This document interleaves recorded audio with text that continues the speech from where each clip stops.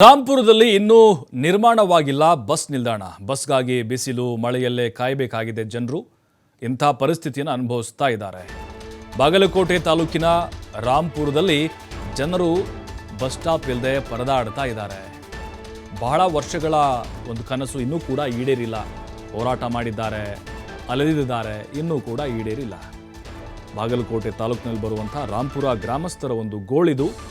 High school, college ಜೊತೆಗೆ ಪ್ರತಿ ವಾರ ಸಂತೆ ಇರುತ್ತೆ, ಎಲ್ಲವೂ ಕೂಡ ನಡೀತಾ ಇರುತ್ತೆ. ಆದರೆ ಸುತ್ತಮುತ್ತಲಿನ 8 ಹಳ್ಳಿಗಳಿಗೆ ವ್ಯಾಪಾರ ವಹಿವಾಟು ಮಾಡಲಿಕ್ಕೆ ಬರೋದಕ್ಕೆ ಬಸ್ಸೇ ಇಲ್ಲ. ವ್ಯಾಪಾರ ಕೇಂದ್ರ ಇದು ರಾಂಪುರ, ಆದರೂ ಒಂದು ಬಸ್ ಸ್ಟಾಪನ್ನು ಕಟ್ಟಿಕೊಡೋಕ್ಕಾಗ್ತಾ ಇಲ್ಲ. 1 ಎಕರೆ ಜಾಗ ಮೀಸಲಿದ್ರೂ ಕೂಡ ನಿರ್ಮಾಣ ಆಗಿಲ್ಲ. ಜಾಗ ಇದೆ, ಕಟ್ಟಡಕ್ಕಾಗ್ತಾ ಇಲ್ಲ. ಕಟ್ಟಕ್ಕೆ 2021-22ರಲ್ಲಿ 1 ಕೋಟಿ ರೂಪಾಯಿ ಮಂಜೂರಾದರೂ ಕೂಡ ನಿಲ್ದಾಣವನ್ನು ಮಾಡೋಕ್ಕಾಗಿಲ್ಲ.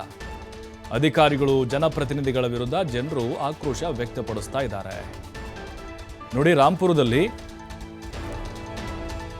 1 ಎಕರೆ ಜಾಗ ಆಲ್ರೆಡಿ ಮಂಜೂರಾಗಿದೆ, 1 ಕೋಟಿ ಅದಕ್ಕೆ ಸ್ಯಾಂಕ್ಷನ್ ಆಗಿದೆ.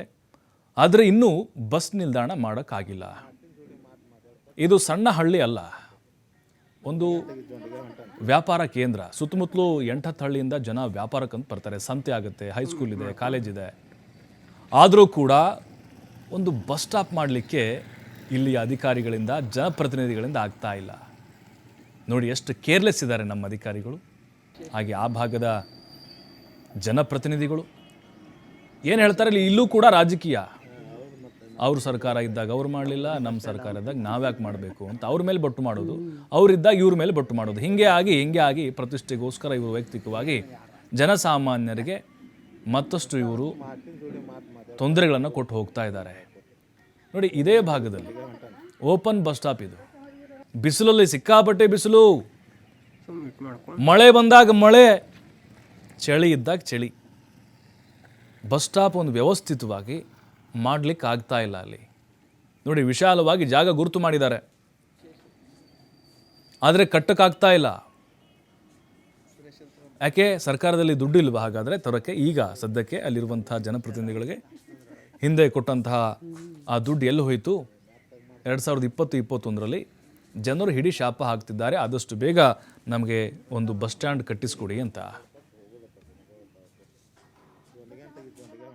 11 ಗುಂಟೆ ನಿವೇಶನವನ್ನು ಕೃಷ್ಣಾ ಮೇಲ್ದಂಡೆ ಯೋಜನೆ ಪುನರ್ವಸತಿ ಅಧಿಕಾರಿಗಳು ನವನಗರ ಬಾಗಲಕೋಟೆರವರು, ವಾಯುವ್ಯ ಕರ್ನಾಟಕ ರಸ್ತೆ ಸಾರಿಗೆ ಸಂಸ್ಥೆ ಬಾಗಲಕೋಟೆ ವಿಭಾಗೀಯ ನಿಯಂತ್ರಣ ಅಧಿಕಾರಿಗಳಿಗೆ 1 ಎಕರೆ 11 ಗುಂಟೆ ನಿವೇಶನವನ್ನು ಬಸ್ ನಿಲ್ದಾಣ ನಿರ್ಮಾಣಕ್ಕಾಗಿ ನೀಡಿರುತ್ತಾರೆ.